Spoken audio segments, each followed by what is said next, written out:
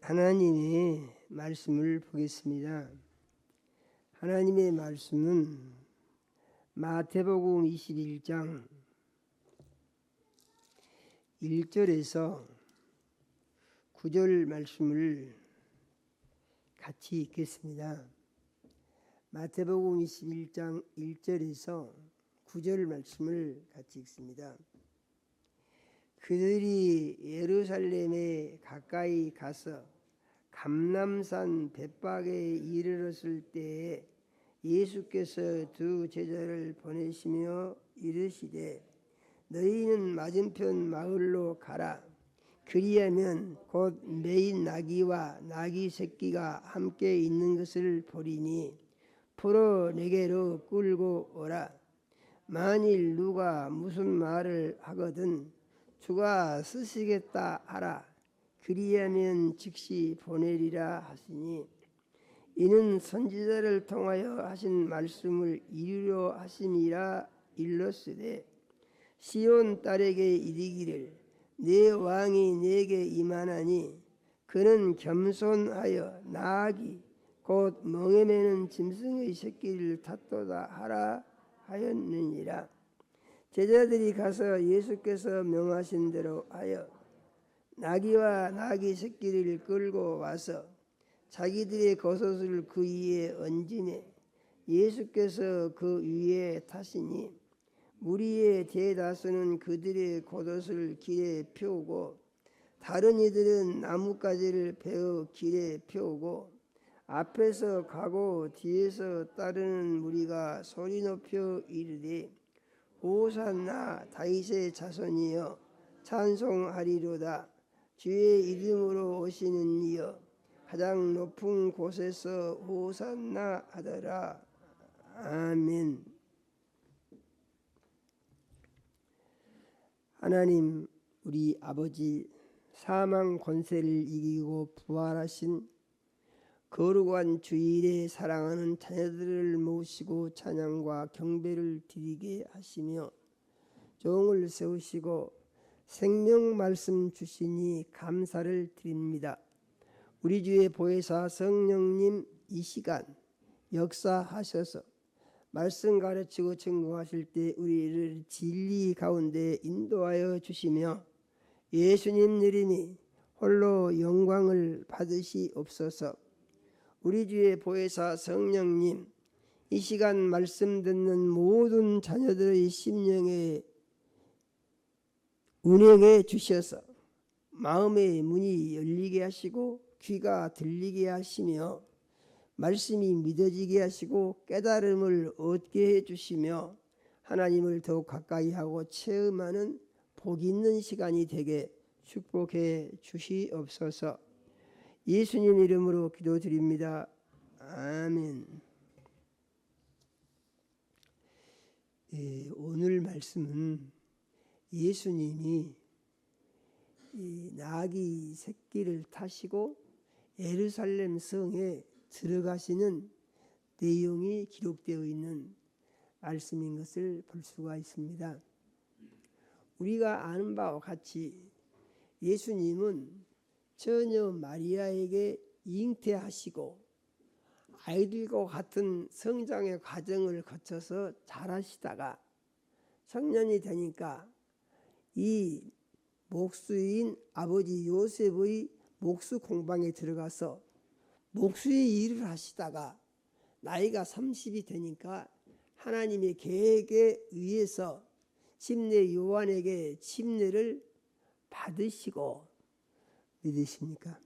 그리고 40일 금식을 하신 뒤에 마귀의 시험을 물리치시고 공생애를 시작하셨습니다. 공생애라고 하는 것은 예수님이 하나님의 모습을 세상 사람들에게 보여주고 사람들의 모든 문제를 다 해결해 주시는 그런 기간이 예수님의 공생의 기간인 것입니다. 그런데 이 예수님의 예루살렘 성 입성은 무엇이냐 하는 것인데, 공생의 3년 기간 동안에 마지막 한 주간이 시작되는 것이 예루살렘에 입성인 것입니다. 그러니까 예수님은 3년 동안 아버지의 모습을 보여주시고 복음을 전파하시고 기적적인 일을 하시다가 이제 때가 됐다는 얘기입니다. 그때가 무슨 때인 거니? 이제 하나님의 계획을 완성시키기 위해서 자기 목숨을 바쳐서 이제 사람들을 죄에서 구원해야 할 때가 됐다고 예수님은 이제 아시고 그 계획을 이루기 위해서 나귀 새끼를 타고 예루살렘 성을 들어가시는 것입니다. 믿어지십니까? 예수님은 예루살렘 성에 들어가셔서 이 목요일까지 설교를 하셨어요. 그리고 목요일 밤에 마지막 만찬을 하셨습니다. 그리고 감람산에 들어가서 이 기도, 겟세마네 동산에서 이 땀방울이 빗방울이 되어 떨어지는 간곡한 기도를 하시고 하나님께서 너는 죽어야 된다. 그래서 내 사랑을 온 세상에 전해야 된다. 라는 응답을 예수님은 받으시고 내려오시다가 그 12제자 중에 하나인 가룟 유다에 의해서 이제 그가 데리고 온 군전들과 제사장들이 하석들에게 잡혀서 대제사장 가야바의 집에 가서 밤새 신문을 받고 옥에 갇혀 계시다가 금요일날 새벽같이 빌라도의 법정으로 갑니다. 거기서 판결을 받으시고 새벽같이 사형원도가 그냥 끝나버려요. 그래가지고 십자가를 들고 골고다 언덕으로 올라가서 십자가에서 이 손과 발에 쇠 못이 그 큰 망치로 두들겨 박아서 이제 공중에 매달린 채로 십자가에 매달려 6시간 동안 9시에 십자가가 세워집니다. 그래가지고 6시간 동안 매달려 계시다가 오후 3시에 예수님이 십자가에서 운명을 하십니다. 죽으신 것이에요. 죽으실 때 예수님이 마지막 하신 말씀을 보니까 다 이루었다 그랬습니다. 할렐루야예요. 다 이루었다. 그는 예수님이 이 세상에 오신 목적을 십자가에서 죽음으로 완성을 했다. 그런 말인 것입니다. 믿어지십니까? 다 이루었다 하시고 운명을 하시니까 이제 아리마대 부자 요셉이 그 예수의 시체를 가져다가 자기 정원 무덤에다가 장사를 지냅니다. 이 사람은 아주 부자고 존귀한 사람인데 이 사람은 사람들이 이목이 두려워서 예수님이 살아계실 때는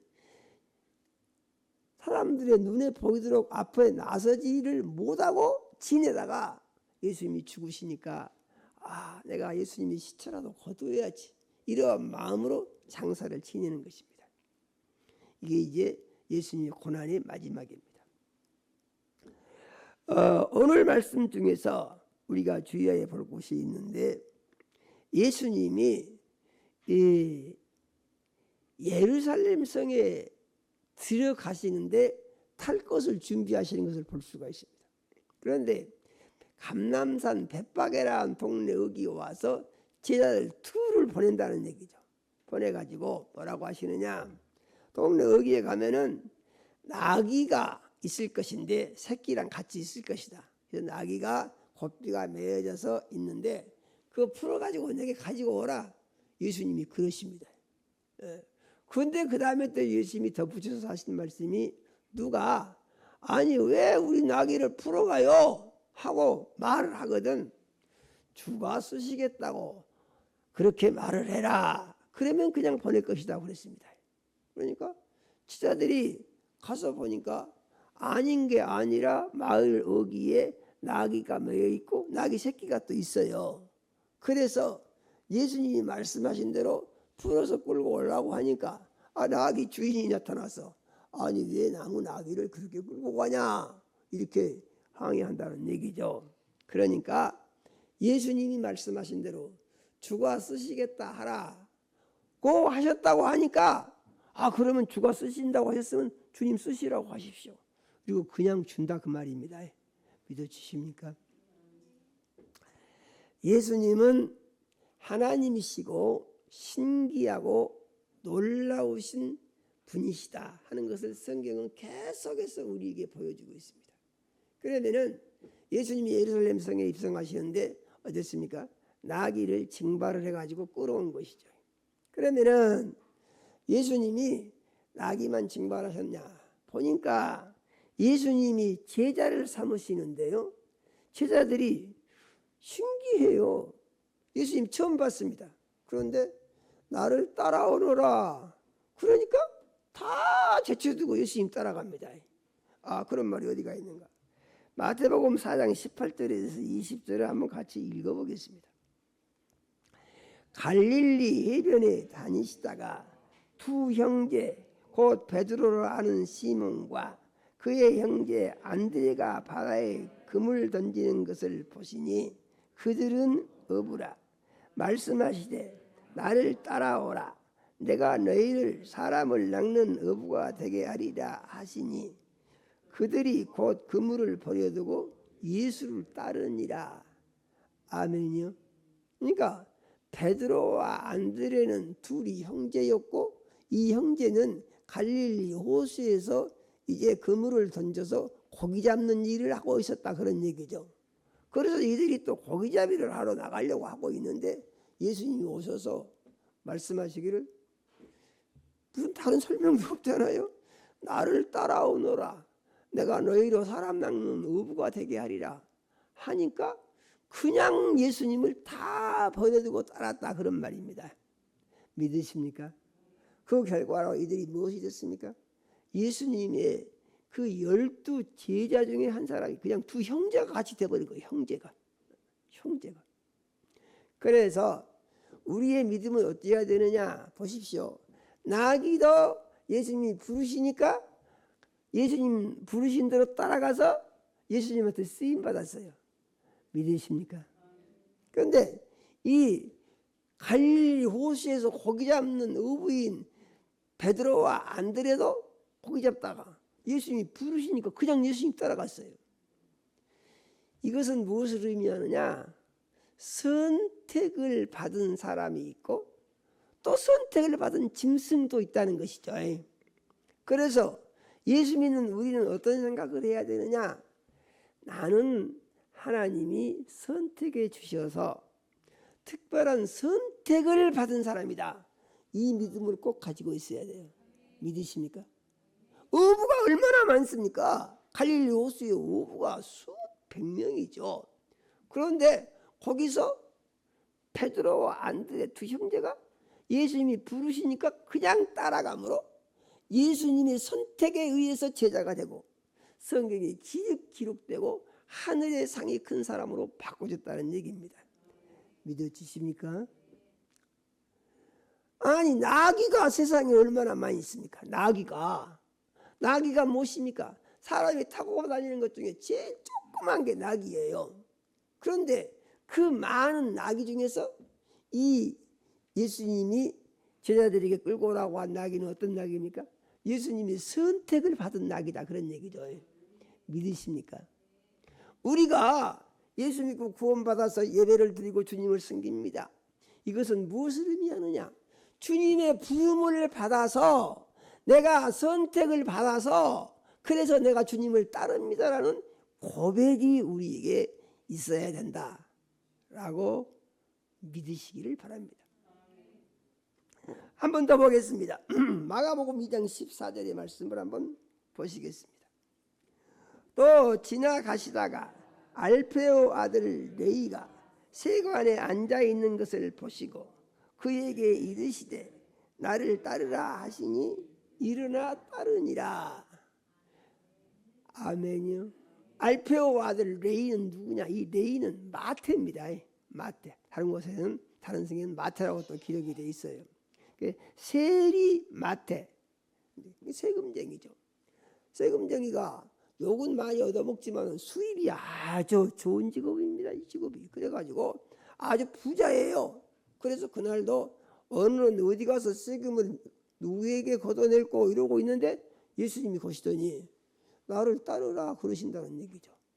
할렐루야예요. 그러니까 이 사람은 그 좋은 수입 좋은 직업을 팽개치고 예수님 따른다는 것이죠. 그래서 이 사람은 어떤 사람이 됐습니까?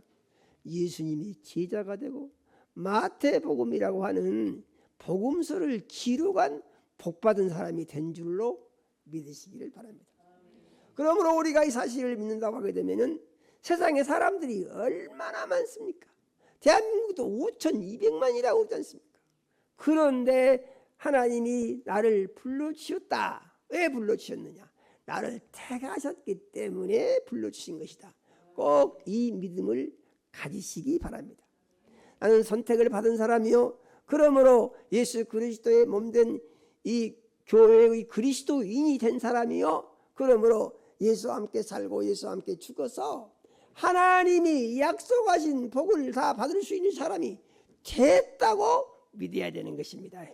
믿으십니까? 그런데 이 나귀가 예수님을 모시니까 무슨 일이 일어난 것입니까? 이 예수님은 특징이 있는데 뭐라고 했어요? 성경에 보니까 예수님이 특징이 겸손하시다 그랬습니다. 믿으십니까? 겸손하시다 그랬어요. 그러냐? 겸손하여 나귀를 타시는데 나귀 중에서도 가장 작은 나귀 새끼를 타셨다 그랬습니다. 믿으시십니까? 왜 그러냐? 왜 그러냐? 그럼 겸손하셔서 그렇다고 그랬습니다. 예수님이 우리에게 꼭 가르치시기를 원하시는 것이 있는데 뭐라고 하십니까? 너희는 겸손해라 그럽니다. 겸손이라는 말은 예수님으로부터 처음 나온 말이 아니에요. 구약 성경에도 겸손이라는 말이 많이 나오죠. 교만은 배망의 선봉이요 겸손은 존귀의 앞잡이니라. 잠언서에 나오는 말씀입니다. 그래서 사람이 겸손하면은 존귀해진다고 그래요. 믿으십니까? 우리가 존귀해지는 것이 좋겠습니까? 비천해지는 것이 좋겠습니까? 어떤 게 좋을 것 같아요? 존귀해지는 게 좋겠죠. 저랑 여러분이랑 똑같아요. 천한 사람보다는 귀한 사람이 좋죠. 그런데 방법이 뭐냐? 그것은 겸손해야 된다는 것이며, 예수님이 겸손을 실질적으로 보여주신 것이 나귀 새끼를 타고 예루살렘 성에 입성하신 것이다. 그것을 믿으시기를 바랍니다. 그런데 나귀 새끼에 불과한 이 누가 보지도 않아요. 볼 관심도 없습니다. 신경도 안 써요. 그런데 그가 예수님의 택함을 받아서 어떻게 됐습니까? 예수님이 택하여 부르신다고 해서 갔더니 예수님이 타신다는 거예요. 그래서 예수님이 타시려고 하니까 사람들이요 나귀 새끼 등에다가 옷을 벗어서 얹었다고 그랬습니다. 누가 나귀 새끼 등에다가 옷을 얹습니까? 그런데 예수님이 타신다고 그러니까 믿으십니까? 그가 짐승이라고 하더라도 아무 쓸모없고 볼품없는 것이라고 하더라도 예수님을 모시니까 그 순간에 사람들이 아주 귀하게 여긴다는 거예요. 믿으십니까? 우리는 예수님을 모심으로 말미암아서 예수님을 잘 모심으로 귀한 사람이 된다. 믿으십니까? 이 사실을 꼭 믿으시기를 바랍니다. 그래서 동작 빠른 사람들이 나귀 새끼의 등에다가 옷을 벗어서 얹었습니다. 예수님이 그 위에 타셨어요. 그런데 다른 사람들이 무슨 일이 벌어지느냐? 나귀 등에다가 계속 옷을 올릴 수가 없잖아요. 그럼 예수님이 못 타시죠. 그러니까 그 동작 빠른 사람들, 나머지 사람은 어떠냐? 옷을 벗어가지고 예수님이 나귀 타고 올라가시는 그 귀에다가 전부 옷을 깐다 그런 말입니다. 그러니까 이 비천한 나귀 새끼가 예수님을 등에 모시니까 무슨 일이 벌어진 거예요? 사람들이 입고 있는 옷을 밟고 걸어가는 놀라운 영예를 누리게 된 것을 믿으시기를 바랍니다. 우리는 이 사실을 통해서 한 가지 깨달음을 얻어야 되는데 무엇이냐? 내가 예수님을 잘 모시면, 내가 예수님을 잘 안 모시고 내 생각과 내 마음과 내 감정과 내 느낌에 따라서 살 때보다도 예수님을 잘 모시는 삶이 훨씬 더 나를 존귀하게 만드는 삶이 된다라는 사실을 우리는 꼭 믿어야 되는 것입니다. 이렇게 겸손하신 예수님이 이 일이 있으시기 전에 가르치신 말씀이 있습니다.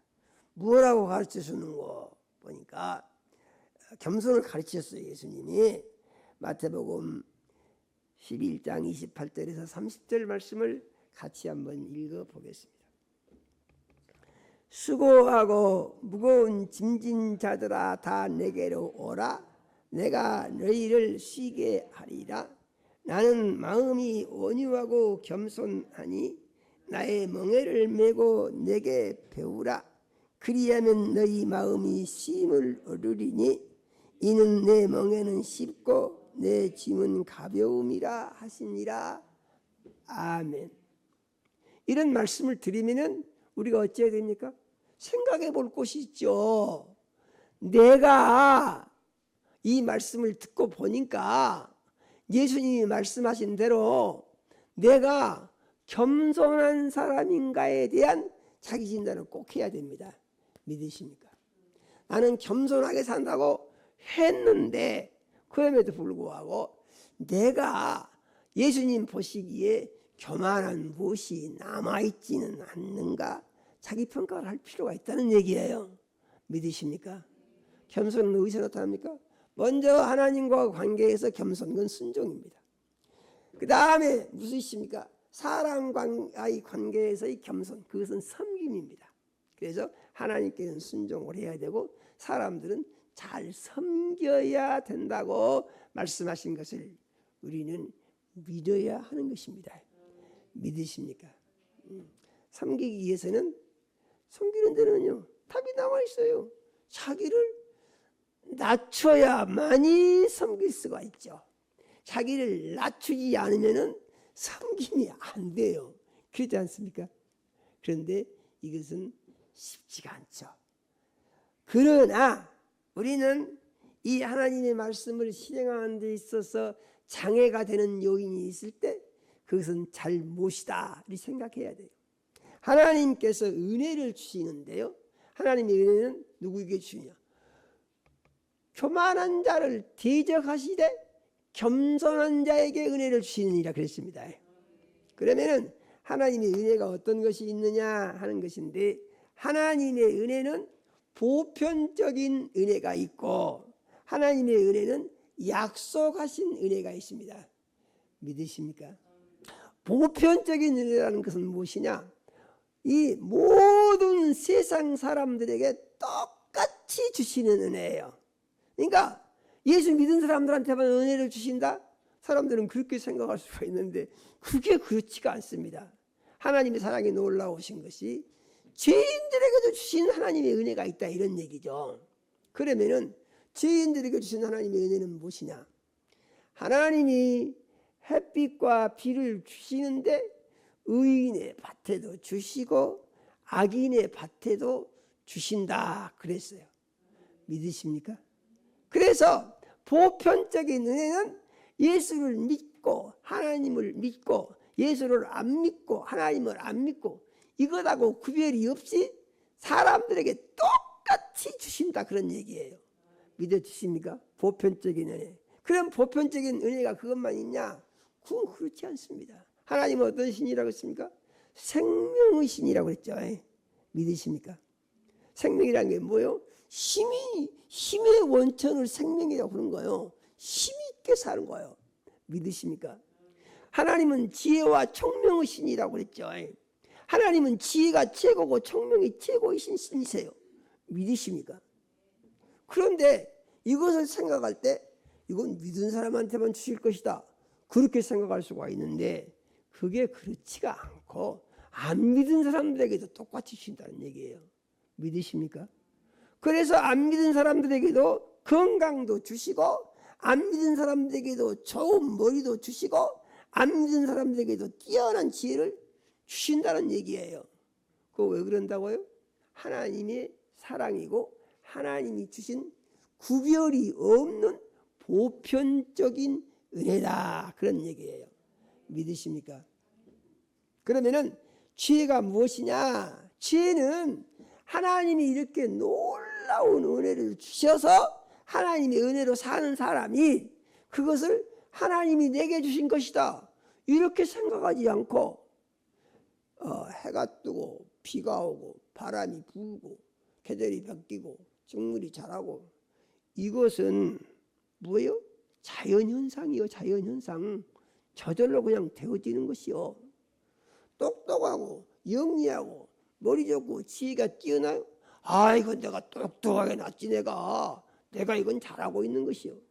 이렇게 해가지고 하나님이 주신 것을 하나님이 주신 것이라고 인정 자체를 거부하고 전부가 다 사람 중심으로 해석하고 하나님과 아무 상관이 없는 것으로 결론을 내리면서 그것을 가지고 세상에서 아주 자기 만족을 누리면서 살려고 하는 사람들이 아주 많이 있다 이런 얘기예요. 그렇지 않습니까? 이런 사람은 어떤 사람들이죠? 다 예수 안 믿는 사람들이에요. 예수 안 믿는 사람들. 그런데 그래서 이것을 하나님은 뭐라고 하시느냐? 하나님이 주신 것을 하나님이 주신 것이 아니고 내 것이다. 이거 죄다 그런 얘기예요. 믿으십니까? 하나님이 주신 것인데 하나님이 주신 거 아니야. 이거 다 내 것이요. 이 죄다 이런 얘기죠. 하나님이 햇빛과 비를 주시는데 하나님 어디가 있어? 이건 저절로 된 것이요. 이 죄다 그 말입니다. 믿어지십니까? 이러한 죄인들이 많이 있다는 얘기죠. 그러면은 이러한 죄인들은요 세상에서 자기의 지식과 지혜와 능력으로 뭐가 있습니까? 병원에서 의사들이 환자를 고치고 치료를 하고 건강하게 해주고 이것도 다 하나님이 주신 지혜와 하나님이 주신 생명의 법칙에 의해서 사람이 이루는 것이다 그런 말이죠. 그런데 거기서 하나님과 아무 상관이 없는 것이고 내가 해서 그런 이런 사람들이 많다는 얘기죠. 뭐라고요? 이것이 죄다 그런 얘기예요. 잘 이해가 되시죠? 이것이 죄라는 얘기죠. 하나님이 주신 것을 하나님과 상관이 없는 것으로 정의하고 있는 것. 이것이 죄고 이게 뭐냐? 이게 바로 교만한 것이다 그런 얘기입니다. 믿어주십니까? 그런데 이 사람들은요 이 죄를 안고 나중에 어떻게 되느냐? 세상만 잘 살면 될 것 같습니까? 그렇지가 않고 다음 세상에 영원한 세상이 있다는 거예요. 믿으십니까? 이것을 확실하게 우리에게 가르쳐 주신 분이 예수님이세요. 믿으십니까? 어떻게 확실하게 가르쳐 주셨느냐? 온 세상 죄를 다 대신 지고 죽으시고 이 죄인들로 하여금 죄에서 벗어나서 하나님을 알고 천국 갈 수 있는 문을 열어놓으셨다는 얘기입니다. 믿으십니까? 그런데 그 예수님이 문을 열어놓으신 그 천국 가는 길, 천국 가는 문이 확실한 것입니까? 예수님은 그것이 확실하다고 증명을 해주셨다는 거예요. 어떻게 주신 것이요? 3일 만에 예언하신 대로 부활을 하시더니 믿으십니까? 부활하신 예수님이 40일 동안을 살아 계시더니 살아계신 예수님이 500명이 보는 앞에서 하늘로 올라가셨다는 거예요. 믿으십니까? 올라가시기 전에 말씀하시기를 너희는 예루살렘을 떠나지 말고 내가 너희에게 약속하신 것을 기다리라. 너희는 몇 날이 못되어 성령을 받을 것이다. 고 하시면서 너희에게 성령이 임하시면 너희가 권능을 받고 예루살렘과 온 유대와 사마리아와 땅끝까지 이르러 내 증인이 되리라. 고 하시더니 하늘로 쑥 올라가셨다는 거예요. 믿으십니까? 하늘로 올라가셨습니다. 그러면은 하늘로 올라가신 것으로 끝나버렸으면은 오늘날 기독교가 없을지도 몰라요. 그런데 예수님이 약속하신 대로 하늘로 올라가시더니 예수님이 약속하신 아버지께서 받아서 예수 이름으로 보내실 그 보혜사 성령이 예수님이 하늘로 올라가신 지 열흘 만에 예루살렘의 마가의 다락방 120명에게 임재를 하셨고, 믿으십니까? 오늘날 이 성령이 우리의 몸속에도 들어와 계셔서 세상 살고 있는 우리가 하나님이랑 같이 사는 길을 열어놓으시고, 우리가 하나님의 약속의 말씀이 확실하다고 하는 사실을 의심 없이 믿을 수 있는 증거를 제시를 해주시고, 이로 말미암아서 어떻게 된 것이죠? 영적인 전투의 승리를 하고, 믿으십니까? 내가 잘났어, 내 힘으로 잘돼, 내가 한 거야, 이런 사람들은요 똑같은 공통점이 있는데, 하나님께 영광을 돌리지 아니하고 자기가 주인이라고 함으로 말미암아서 그로 인해서 세상 신에게 잡혀가지고 귀신과 마귀의 종노릇을 하면서 멸망길을 간다는 것입니다. 그런데 예수 믿고 구원받은 그리스도인들은 어떠냐? 그리스도인들은 하나님을 기쁘시게 하는 복 있는 영화로운 삶을 살 수 있는 사람으로의 변화가 일어난다고 말씀하신 것을 우리는 믿어야 합니다. 그래서 예수님이 이 일을 이루기 위해서 죽으셨다고 성경은 또 말씀하신 것을 우리는 믿어야 하는 것입니다. 마태복음 20장 26절에서 28절 말씀을 같이 한번 읽어보겠습니다. 중에는 그렇지 않아야 하나니 너희 중에 누구든지 크고자 하는 자는 너희를 섬기는 자가 되고, 너희 중에 누구든지 으뜸이 되고자 하는 자는 종이 되어야 하리라. 인자가 온 것은 섬김을 받으려 함이 아니라 도리어 섬기려 하고 자기 목숨을 많은 사람의 대성물로 주려 함이니라. 아멘. 이 말씀의 의미는 무엇인 것입니다? 이 말씀의 의미는 예수님이 겸손하다고 하셨잖아요. 겸손에 대한 구체적인 설명입니다. 믿으십니까? 겸손에 대한 구체적인 설명. 어떻게 한다고 그랬어요? 네가 큰 사람이냐? 그러면 잘 섬겨라, 이러시는 거예요. 우리가 지식적으로 알 수 있습니다. 그런데 실제 적용을 해보려고 하면 머리가 복잡해지잖아요. 그래서 기도를 많이 해야 되는 거예요. 결론은 무엇입니까? 어찌 됐든지 우리는 겸손해야 된다는 거예요. 믿으십니까? 왜냐? 예수님의 명령이기 때문에 명령의 말씀에 순종해야 예수 안에 거하게 되고, 예수 안에 거하야 예수님이 약속하신 은혜를 받고 복을 받을 수가 있다. 이렇게 말씀하신 것을 믿어야 됩니다. 네가 으뜸이 되기를 원하냐? 으뜸이라는 것은 무엇입니까? 최고를 말하는 것이죠. 최고. 큰 것보다 으뜸은 그 위에 있는 것입니다. 최고가 되기를 원하냐? 그럼 네가 종이 되라. 이렇게 말씀하신 것입니다. 참 이 말씀들은요, 우리가 깊이 생각하여 깨닫지 않으면은 잘 와닿지 않아요. 그런데 깊이 생각을 해보면은 우리가 의미를 확실히 알 수가 있게 되고, 내가 이것을 나의 삶 가운데 이루기 위해서 내가 어떻게 살아야 되는가에 대하여 답을 하나님이 주시는 줄로 믿으시기를 바랍니다. 예수님 뭐라고 말씀하셨습니까? 예수님은 섬기러 오셨다고 했어요. 섬김을 받으려고 하신 것이 아니고 섬기러 오셨다고 그랬어요. 이건 다른 말로 하면 무슨 말입니까? 예수님은 겸손의 모습을 보여주기 위해서 오셨다, 그런 말씀이에요. 믿으십니까? 그런데 이 겸손의 극치를 이루는 실질적인 사건이 무엇이냐? 그것은 예수님이 이 벌레만도 못하고 죄로 말미암아 죽어서 마땅하고 지옥에 가서 영원히 저주를 받아서 마땅한 이 죄인들을 살리기 위해서 예수님이 세상 사람들의 죄를 다 짊어지고 십자가에 못이 박혀 죽으신다고 말씀하신 것을 우리는 믿어야 합니다. 이번 주간은 고난주간입니다. 고난주간에 우리 많이 기도합시다. 기도하면서 자신을 돌아봅시다. 내가 정말 예수를 주인 삼고 있는가?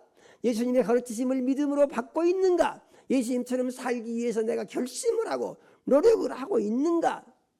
고난주간에 자신을 돌아보는 기회가 되시기를 바랍니다. 할렐루야. 결론은 무엇입니까? 보니까요, 결론은 나와 있어요. 무엇입니까? 세상에 태어나서 사람으로 살면서 네가 가치 있는 사람이 되기를 원하고, 네가 후회 없는 사람이 되기를 원하고, 네가 하나님의 나라에 가서 크고 놀라운 상을 받는 사람이 되기를 원하고 하늘나라에서 영원한 삶을 최고로 준비하는 사람이 되기를 원하느냐? 그러면은 나 그런 거 싫습니다. 그러지는 않죠. 그런 사람은 없어요. 왜냐하면은 복을 준다는데 싫습니다 하는 사람이 누가 있냐 말이죠. 누가 금덩이를 준다고 그러니까 금고 아무 소용없어 이런 사람 없죠. 그런데 우리 영혼이 예수 그리스도로 말미암아서 받게 될 영원한 복은 그것하고 비교가 안 되는 큰 복이라는 것이죠. 믿으십니까? 꼭 믿으시기를 바랍니다.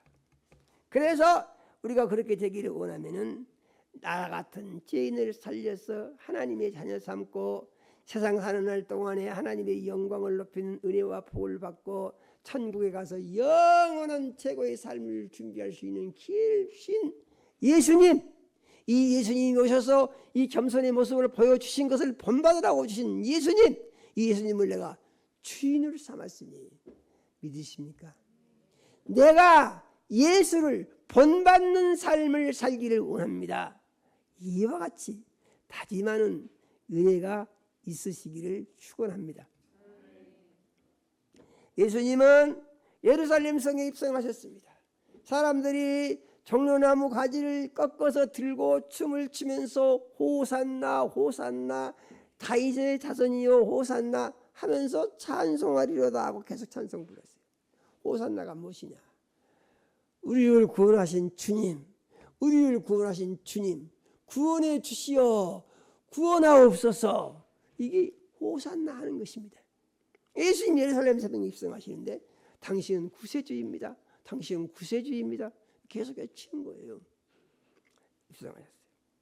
입성하셔가지고 예수님이 예루살렘 성에 입성하셔서 맨 처음에 하신 일이 무엇이었느냐 하는 것인데 성전 안에서 이제 이 성전을 깨끗이 청소를 하셨다 그랬습니다.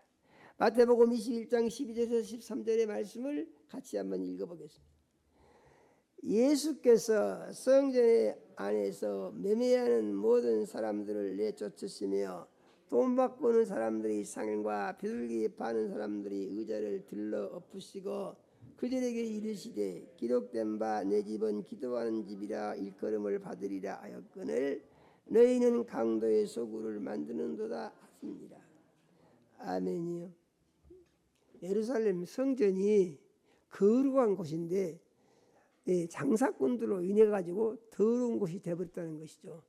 양을 갖다가 놔두니까 양이 똥 싸고 오줌 싸고 양이 울고 또 비둘기를 갖다 놔두니까 비둘기가 똥 싸고 또 비둘기가 갇혀 있고 돈 바꿔주는 사람들이 돈 바꿔주는 이 판전을 벌려놓고 앉아 있고 돈 바꿔주는 건 뭐냐? 성전세가 반세겔인데 이제 이 반세겔을 내야 되는데 한 세겔 내려면 손해잖아요. 그러니까 그 잔돈을 바꾸기 위해서 그 돈 바꾸는 사람들이 있는 겁니다. 돈을 바꿔주면서 돈을 또 떼고 바꿔주죠. 그래서 돈을 바꿉니다. 이래서 이런 사람들이 성전에서 뭐랍니까? 자기 이익을 채우기 위해서 모였다는 얘기죠. 제사를 드릴 때마다 제물을 드려야 되는데 멀리서 양을 데리고 올라오니까 아이고 힘들어. 그런데 성전 안에 가면 판대가 있어. 그래서 파는 걸 사가지고 제물을 드린다는 얘기죠. 그래서 양들이 있는 겁니다.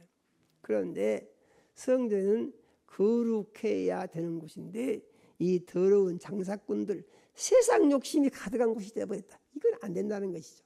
그래서 예수님이 성전 청소를 하시는데 이제 불러 엎으시고 다 쫓아내셨다고 그랬습니다. 그것은 무엇을 의미하느냐? 그리스도인들 어떤 사람들입니까? 그리스도인들은 예수를 주인으로 모시고 섬기는 예수님의 성전, 하나님의 성전이 되었다 그랬습니다. 그래서 성경은 말하기를 너희가 하나님의 성전인 것과 하나님의 성령이 너희 안에 거하시는 것을 너희가 알지 못하느냐? 이것을 모르면 버리운 자니라 이렇게 말씀하셨어요. 그러면은 우리가 하나님의 성전이 되었으면은 어떻게 해야 된다는 얘기냐? 예수님이 성전 청소를 하셨는데 우리가 하나님을 모시는 성전이 되었으니까 우리의 마음을 깨끗이 청소를 해야 된다고 말씀하신 줄로 믿으시기를 바랍니다. 내 마음속이 깨끗하고 내 마음속이 거룩해야 합니다. 내 마음속에 더러운 죄의 흔적도 없고 죄의 모습도 없고 온전히 예수의 피로 거룩해진 새 사람이 되어야 된다라고 우리가 믿어야 된다, 그런 얘기예요. 믿으십니까? 이 믿음을 가졌으면 우리는 그때부터 가장 중요한 건 무엇인가요? 자기 중심에서 벗어나서 예수님 중심의 사람으로 바꿔지고 세상 중심의 사람에서 하늘나라 중심의 사람으로 바꿔지고 육신 중심의 사람에서 영혼 중심의 사람으로 바꿔져야 된다고 꼭 믿으시기를 바랍니다. 이렇게 가르치신 예수님이 목요일 밤이 됐어요. 월요일 날 예루살렘 성에 입성하셔가지고 월, 화, 수, 목 4일간입니다. 4일간. 4일 동안 예수님이 마지막 설교를 하셨습니다. 이 마지막 설교에 보니까 마지막 설교가 제일 많이 기록된 것은 요한복음이에요. 엄청나게 중요한 말씀을 이 4일 동안에 다 하셨어요, 예수님이. 그런데 이제 이 설교를 하시고 나서 맨 나중에 한 것이 마지막 만찬을 하신 것입니다. 믿으십니까? 그래서 이것을 그림으로 그려서 최후의 만찬이다.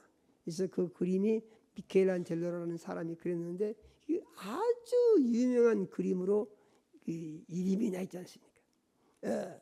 이 최후의 만찬을 하시면서 예수님이 특별히 하신 말씀이 있는데 그 내용을 같이 한번 읽어보도록 하겠습니다. 마태복음 26장 26절에서 28절의 말씀을 같이 한번 읽어보겠습니다.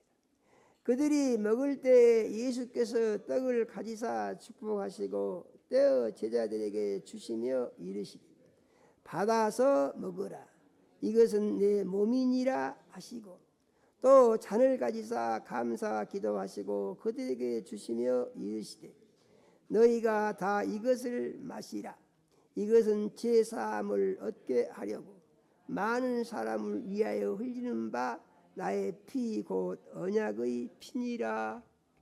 아멘. 이것은 무슨 말씀입니까? 이 말씀은 예수님이 십자가에서 못이 박히고 피를 흘리고 몸을 찢고 피를 흘리고 죽으시는데 예수님이 왜 이렇게 죽으시냐? 그것은 예수님이 살을 찢어서 온 세상 죄인들에게 나누어 줘서 이 죄인들의 살이 예수님의 살과 같은 거룩한 사람으로의 변화가 이루어지도록 하기 위해서 예수님이 십자가에 못 박혀 죽으신다, 그런 얘기예요. 믿어주십니까? 예수님이 왜 피를 흘리시냐? 예수님이 흘리신 피는 사람들이 죄로 말미암아서 어떻게 된다고요? 다 저주받고 다 마귀의 종로로 가고 다 지옥에 가서 다 영원히 망하게 돼 있다는 거예요. 그런데 이 사람들의 죄를 전부 씻어서 깨끗이 용서해 주고 죄가 없는 사람으로 바꿔 만들어서 천국에 가서 영생할 사람으로의 변화가 이루어지도록 하기 위해서 예수님이 십자가에 못이 박혀 몸을 찢고 피를 흘리고 죽으신다고 말씀을 하신 것입니다. 예수님은 이 말씀을 하시면서 이것을 기념하고 전하라 그랬습니다. 믿으십니까? 기념하고 전하라. 그래서 우리가 성찬식을 하는 것은 예수님이 이 마지막 만찬에서 하신 말씀을 상기 기억을 하면서 그것을 나의 현 삶 가운데 그대로 받아들여서 내가 이 성찬식을 통해서 예수님이 십자가에서 찢어진 그 예수님의 살을 먹습니다. 내가 이 잔을 마심으로 예수님이 십자가에서 흘리신 그 보배로운 피의 공로를 의지해서 이 피로 말미암아 죄사함을 받고 깨끗하고 거룩한 사람이 되어 예수님의 거룩한 하나님의 자녀로 새 삶을 살기를 원합니다. 이러한 신앙의 고백이 성찬식을 하는 가운데 이루어져야 된다라고 말씀하신 줄로 믿으시기를 바랍니다. 이번 주간은 고난 주간입니다. 특별히 자기 자신을 돌아보는 기회가 되시기를 바라고, 고난 주간에 교회에서는 특별 새벽 기도회를 하는데, 또 이 새벽 기도회에는 이 부활주일 초청잔치의 성공을 위한 새벽 기도회이기도 하는 것입니다. 그래서 새벽 기도회 시간 동안에 교회에 나와서 하시면은 참 좋은 일이거니와, 못 나오실 경우에는 꼭 새벽 5시에 알람을 맞춰 놓으시고 교회에서 새벽 5시 시작을 합니다. 꼭 제야 30분 이상을 기도를 하시면서 우리의 영혼을 새롭게 살펴보시고 믿음을 한 단계 끌어올리시며 예수를 닮아가고 하나님이 기뻐하시는 새로운 삶을 출발하며, 이제 내가 초청하기로 한 영혼들을, 그 사람들이 내가 초청하기로 정했지만 올지 안 올지 그날 봐야 알지 잘 알 수가 없어요. 그거 알 수가 없습니다. 왜냐하면 마귀의 역사하면 무슨 일이 일어날지 모르죠. 그래서 기도를 많이 하고 어떻게 그 영혼을 꼭 인도할 것인가, 우리가 애타는 마음을 가져야 됩니다. 믿으십니까? 이런 마음을 가지고 고난주간을 잘 보내시기를 바랍니다. 그러므로 고난이 유익이 되기를 원하고 주님이 함께 하시는 새로운 출발이 되기를 원하고 예수 그리스도의 약속하신 은혜와 피의 생명이 차고 넘치는 복 있는 삶이 시작이 되시기를 예수 이름으로 축원합니다. 하나님 우리 아버지, 이 시간 우리 사랑하시고 생명 말씀 주셔 감사를 드립니다. 우리 주의 보혜사 성령님 역사하셔서 하나님 우리 아버지, 우리의 죄를 대신 지고 겸손하여 나귀의 새끼를 타시고 예루살렘 성에 입성하셔서 마지막 말씀을 선포하시고 겟세마네 동산에 올라가 마지막 기도를 하시고 이제 내려와 대제사장과 하석들에게 잡혀서 이제 빌라도의 법정에서 죄 없이 사형 판결을 받고 죽으신 이 고난 주간에 우리가 우리 자신을 돌아보게 해주시고 고난에 동참하게 하여 주시며 예수님의 고난이 우리의 삶 가운데 큰 유익이 되고 복이 되는 것을 체험할 수 있는 기회가 되게 축복하여 주시옵소서. 예수님 이름으로 기도드립니다. 아멘.